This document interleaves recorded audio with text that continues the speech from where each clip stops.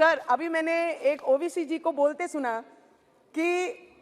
पुरुषोत्तम मर्यादा राम जी के बारे में कि हम उनका आदर करते हैं, सत्कार करते हैं, सम्मान करते हैं। करना पड़ेगा। इस देश में रहना है तो जय श्री राम बोलना पड़ेगा, क्योंकि इस देश के लोगों ने पिछले कई वर्षों से राम भगवान जी के मंदिर के लिए जो आस्था लगा के बैठी थी, इनके नसीब में नहीं थी। वो जिन्होंने राम जी ने खुद ये क्या निश्चिंत करेंगे राम भगवान के मंदिर का और राम भगवान जी के समय का, ये तो भगवान ने खुद हमारे देश के प्रधानमंत्री को चुना है कि जिनके हाथ से ये होना था और इस देश में हुआ है, पूरे विश्व ने वो देखा है। सर, आज जय श्री राम।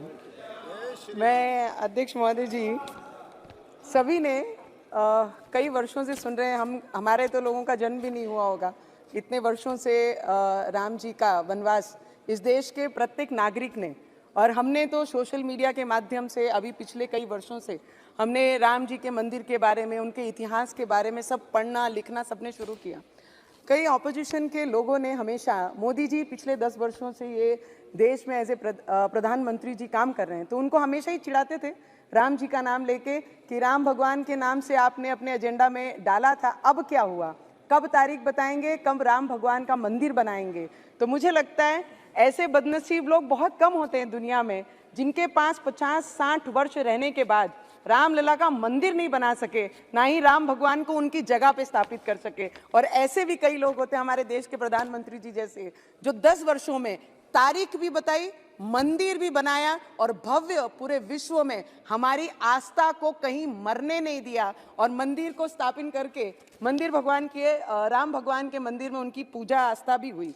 मैं ये बताना चाहती हूँ सर, राजा कैसा होना चाहिए, तो राजा भगवान राम जी जैसा होना चाहिए। भाई कैसा होना चाहिए, तो भाई लक्ष्मण जी जैसा होना चाहिए। लोकतंत्र के राजा कैसा होना चाहिए, तो हमारे देश के प्रधानमंत्री जी जैसा होना चाहिए। ये देश का बच्चा बच्चा कह रहा है सर, ये हमारी आवाज नहीं, इस देश में रहने वाला हर व्यक्ति जो भगवान में आस्था रखता है, जिनका विश्वास है राम भगवान जी के लिए, जिनकी आंखों में आस थी कि कोई ऐसा आएगा जिनके हाथ से ये होगा, और लोकतंत्र का मजबूत करने वाले भाई कैसे होने चाहिए, तो इस देश के गृह मंत्री अमित शाह जी जैसे होने चाहिए। सर, अभी मैंने एक ओवीसी जी को बोलते सुना कि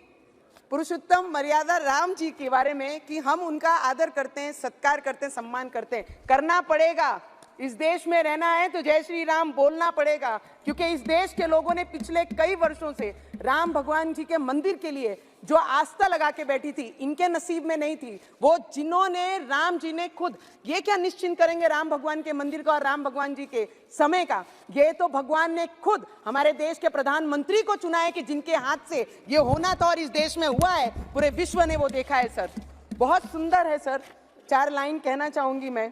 कि तब राम मिले थे लक्ष्मण को सेवा में, अब राम मिले हैं राष्ट्र के सेवा करने से। तब राम मिले थे भारत को शासन करने में, अब राम मिले हैं अपने राष्ट्र धर्म निभाने में। तब राम मिले थे बजरंग बली के सीने में, अब राम मिले हैं राम के नाम जप करने में। तब राम मिले थे शबरी की झूठे बेर खिलाने में, अब राम मिले हैं भूखे को भोजन करने से। तब राम मिले थे, और आज मैं इतना ही कहना चाहूंगी सर कि तब राम मिले थे अयोध्या को मर्यादाओं में, आज अब भी राम मिले हैं भारत के पहचान में। मैं इस देश के जितने भी सर, उस दिन जिस दिन राम मंदिर का स्थापना हो रहा था, हमारे राम लल्ला जब स्थापित हो रहे थे, उनकी पूजा हो रही थी, हर किसी के इस देश में रहने वाले की आंखों में वो आंसू थे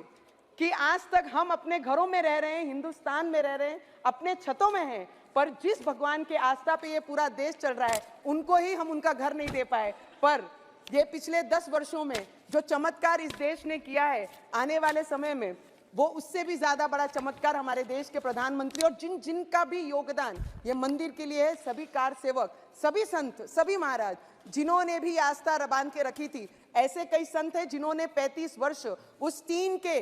झोपड़े में रखकर राम जी की पूजा की है। तो मुझे लगता है उन सभी को दिल से नमन करना चाहूंगी। हम इतने बड़े नहीं कि उन्हें नमन भी कर पाए, क्योंकि जिनके रक्तों से वो एक एक ईंट बनी है, मुझे लगता है उनको नमन करने से उनका भुगतान नहीं होगा। पर इस पार्लियामेंट में हमारे देश के प्रधानमंत्री जी, हमारे देश के गृह मंत्री जी और जितने भी पार्लियामेंटेरियन यहाँ पर बैठे हैं, ये आज का इस टर्म का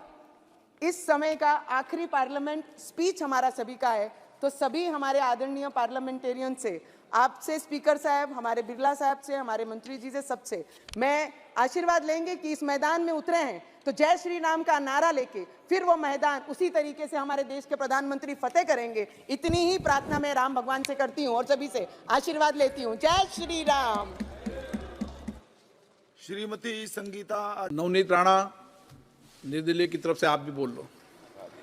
सर आपका बहुत बहुत धन्यवाद। दिल में बटरफ्लाइज जैसा हो रहा है कि आखिरी दिन है और सभी के दिलों में एक अलग सी धक-धुक है, पर मैं इस सभागृह के बारे में ज़रूर कहना चाहूँगी सर आपके बारे में कि इस पार्लियामेंट में आने के बाद जब फर्स्ट दिन हम बोलने की तैयारी कर भी नहीं रहे थे,